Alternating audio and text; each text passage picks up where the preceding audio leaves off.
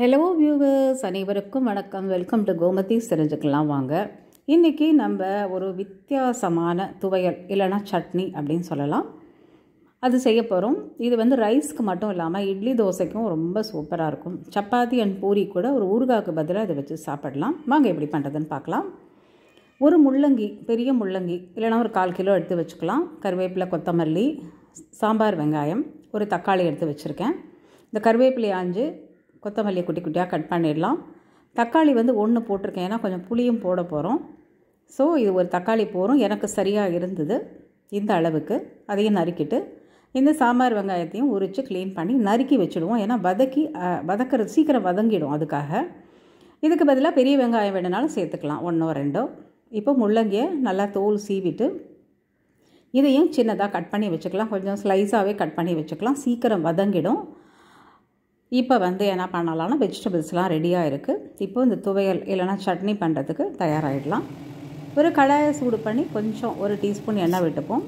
நான் கருப்பு உளுத்தம் பருப்பு ஒரு 2 டீஸ்பூன், பருப்பு கொஞ்சமாக போட்டால் போதும். கடலைப்பருப்பு 1 டீஸ்பூன் தான். ஒரு 4 வரமிளகா போடுறேன். எனக்கு காரம் கம்மியாக போருங்கிறதுனால உங்களுக்கு கொஞ்சம் காரமாக வேணும் அப்படின்னா ஒரு 2 மிளகா எக்ஸ்ட்ரா வச்சுக்கலாம். இதை நல்லா பொன்னிறமாக வறுத்துட்டு ஒரு தட்டில் எடுத்து வச்சுடுவோம். இது வந்து ஆறட்டும்.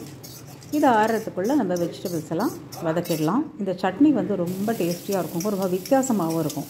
அதே கடாயில் வந்து இந்த வெங்காயம் முள்ளங்கியை முதல்ல வதக்குவோம். வெங்காயம் வதங்கிறதுக்கு எவ்வளோ நேரம் ஆகுமோ அதே டைம் தான் முள்ளங்கி வதங்கிறதுக்கும் ஆகும்.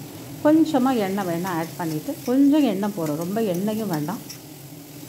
நம்ம வந்து லோவில் வச்சு பொறுமையாக வதக்கிடுவோம். ஒரு 5 மினிட்ஸில் குக் ஆகிடும் எல்லாமே. இது கூட கொஞ்சமாக புளி எடுத்து அந்த கொட்டை நாரெல்லாம் இருந்தால் எடுத்துகிட்டு வாஷ் பண்ணிவிட்டு இந்த சூட்லேயே வதக்கிடுவோம். நல்லா சாஃப்ட் ஆகிடும். இப்போ வந்து நம்ம தக்காளியை சேர்த்துக்கலாம். கடைசியாக இது வதங்கியாச்சு. தக்காளி வந்து அந்த தோல் வந்து சாஃப்ட் ஆகிற வரைக்கும் வதக்கினா போதும். இப்போ கடைசியாக நம்ம இந்த கருவேப்பிலை, கொத்தமல்லி இதையும் ரொம்ப வதக்கணும்னு அவசியம் இல்லை. மேலே போட்டு ஜஸ்ட்டு ஒரு பெரட்டிட்டு அடுப்பை ஆஃப் பண்ணிடலாம். இது வந்து கம்ப்ளீட்டாக ஆறட்டும். ஆறின அப்புறம் நம்ம அரைச்சிக்கலாம். இப்போது ஒரு மிக்ஸி ஜார் எடுத்துகிட்டு நம்ம இந்த வரமிளகா, அப்புறம் இந்த பருப்பெல்லாம் வறுத்து வச்சுருக்கோம்ல, அதை போட்டுப்போம். அது கூட ஒரு கைப்பிடி அளவுக்கு தேங்காய். இதை வந்து முதல்ல தண்ணி விடாமல் ஒரு திருப்பி கொண்டு வந்துடுங்க. இந்த மாதிரி இருக்கும். இப்போது இதில் நம்ம இந்த ஆறின வெஜிடபிள்ஸ் எல்லாம் போட்டுட்டு இதில் தண்ணி சேர்க்க வேண்டாம், நம்ம உப்பு மட்டும் சேர்த்து தான் அரைக்க போகிறோம்.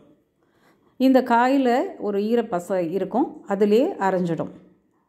So don't add water. நல்லா அரைச்சி கொண்டு வந்துடுங்க. பாருங்கள், தண்ணி விடாமையே நம்மளுக்கு இந்த அளவுக்கு இருக்குது கன்சிஸ்டன்சி. ரொம்ப சூப்பரான சட்னிங்க இது. சாதத்தில் கொஞ்சம் நல்லெண்ணெயோ எண்ணெயோ விட்டு பிசைஞ்சு சாப்பிட்டுக்கலாம்.